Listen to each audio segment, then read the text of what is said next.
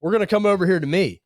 And finally, and you give me a big guy that I could talk about, that I'm excited about. Yeah. It's going to be my personal number 4 in this class, Brian Thomas Jr., wide receiver, LSU Tigers, junior, 6'4", 205 pounds. This guy's a big play waiting to happen.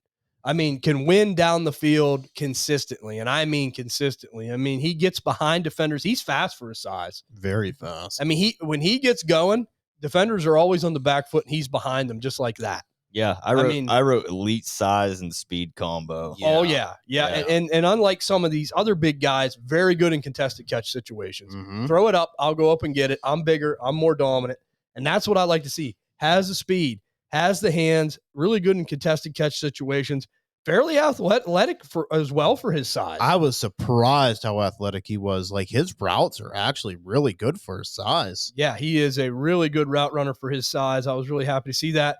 Pretty good in the yak department as well, especially after catching the ball down the field as opposed to like underneath. Mm-hmm. If he's behind the defense, he's usually gone. Yeah. I mean, he doesn't break a ton of tackles or anything, but he does, here and there. But whenever you get it to him like 20, 25 yards down the field and he's behind the defense, you're not catching him. Yeah. I mean, usually he's gone. He's a ghost.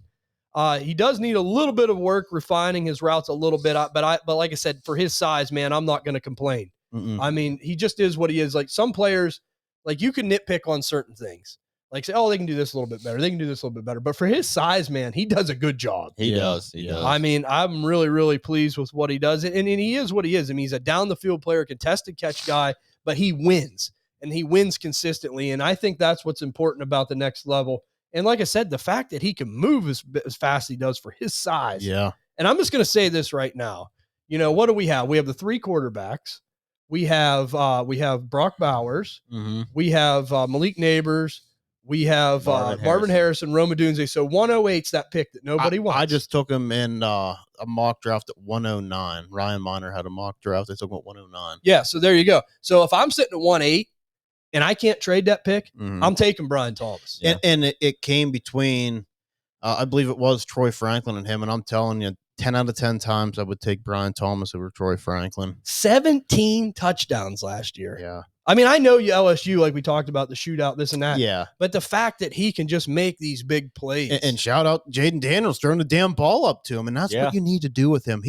He's such a good, like, to me, for a big guy and being a route runner, I seen him win on so many double moves. And that's going to be his bread and butter, man. Oh. I mean, if you're somewhere, like, he ain't going to last to the end of the first round. There's no way. But I would love to see him in a place like Buffalo with a big arm. Yeah. Patrick Mahomes, a big arm, dude. And to me, and I know we're going to get into Roma Dunze, I'm not going to get ahead of myself, but I said this.